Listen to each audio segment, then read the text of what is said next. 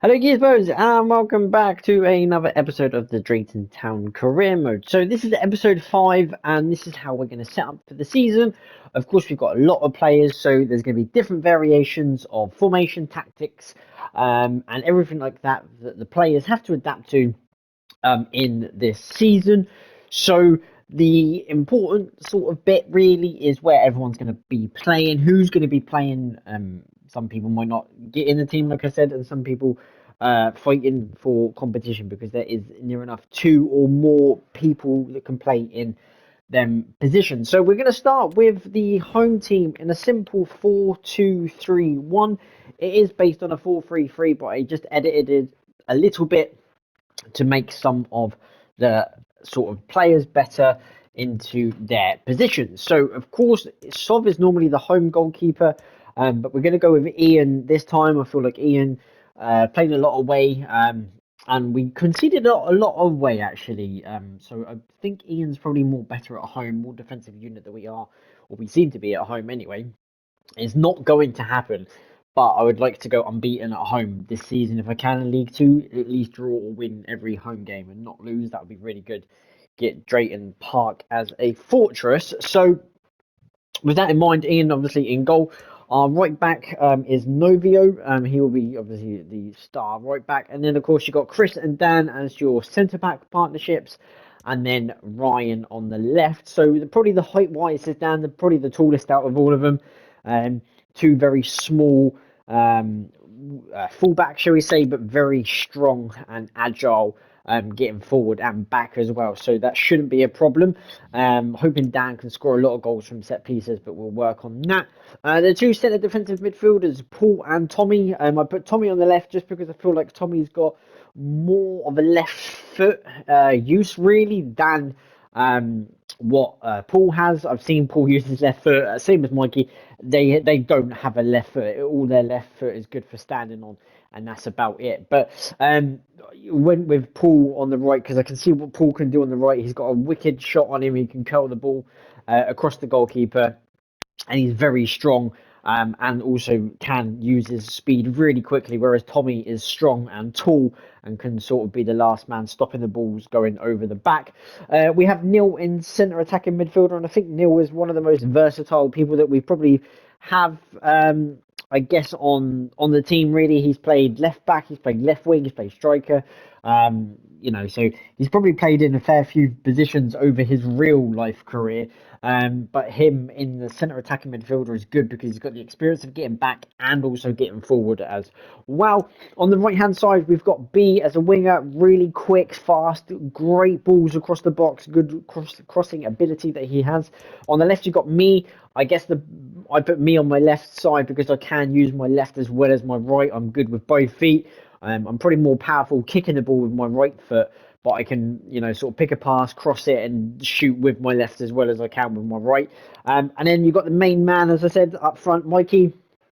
Dude just scores goals. Unbelievable scoring record that he has in this career, sort of save over the last couple of FIFAs that I've done. I think on FIFA 22 or maybe 21, he broke the goal scoring record by getting 55 goals in one season. And that was the competition record because I think the previous one is 52.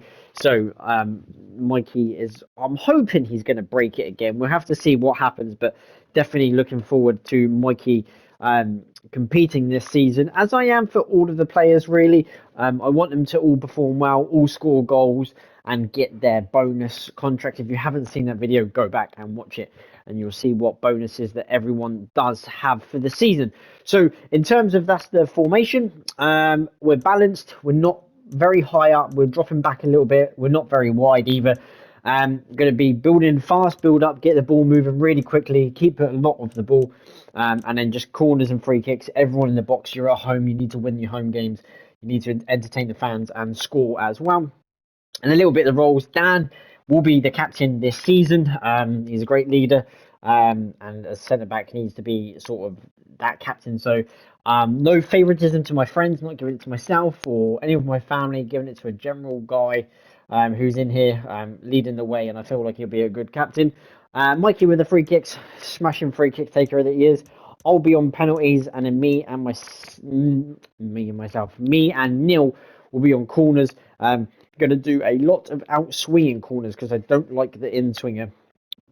Well, I mean, a lot of in swinging corners. I hate the outside. If a right foot is taking it, you should be taking it from the left, not the right. You shouldn't be curling the ball away from goal. You should be putting it in under the post. So that is the home side. I have named them all for that. And then we go into a 4-4-1-1 technically, but again, adjusted it to a 4-3-1, but more attacking. It seems dangerous away from home. We should probably do that at home, but I'm going to play counter-attacking football. We're going to sit really deep and back whilst we're defending away from home. And then sort of when we have the ball really deep in their half, we're going to really hit them on their counter-attack and really push for it and hit them sort of really hard going forward. So it's the same strategy. Everyone is there.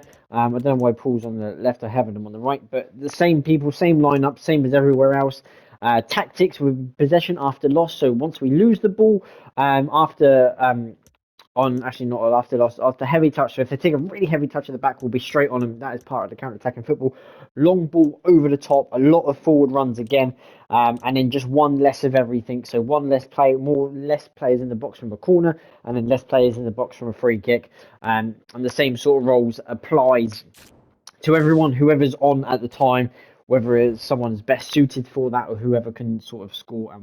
I feel like we'll have the best chance to do that.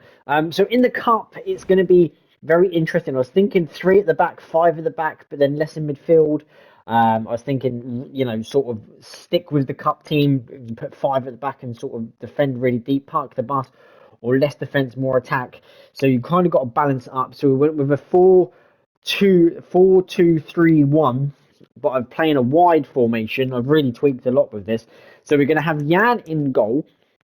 Also, back to the away side, Sov will be the away goalkeeper if you didn't notice that. But into the cup, Jan is going to be the goalkeeper here. We're going to have Dave at right back. And then we're going to have Rob and Dark Lord at the centre backs. And between them, there is probably about 13 feet between them both, which is incredible. They're both over 6 foot. I think Jaden is 6'4", 6'3", even in real life at 18. He's absolutely incredible tall. I think Rob's like 6'2", 6'1".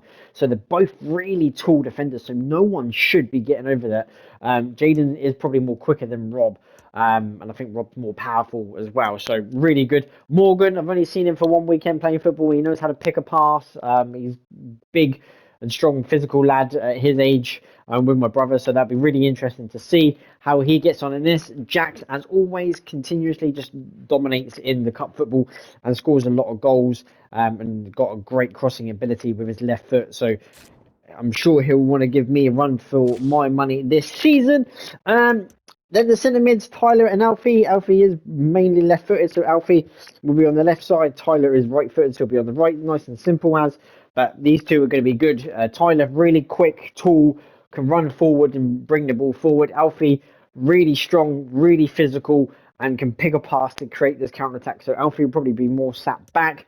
And then on the right, Kian, who's kind of like his dad, started at left back, started on the left side. Now pushing more. He's on the wing. Push him up to the left wing. I could have had him on the left, but then it's a case of either me going on the right and then it's me and B versus each other, or Jax. So it could have swayed either way, but Kian easily can do a job on the right, put him on the right, let him cut in nice and easy, and see what happens from cutting in.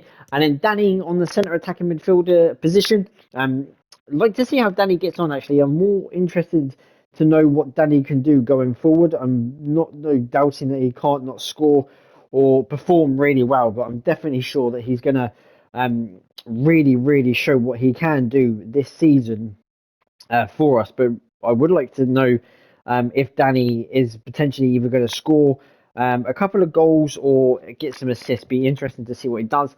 And then, as I say, Ocean, the cup genius, seems to score. He feeds off Mikey, what Mikey does in the league. Ocean easily does in the cups. So again, will be interesting to see how they get on and how they perform in these respective competitions.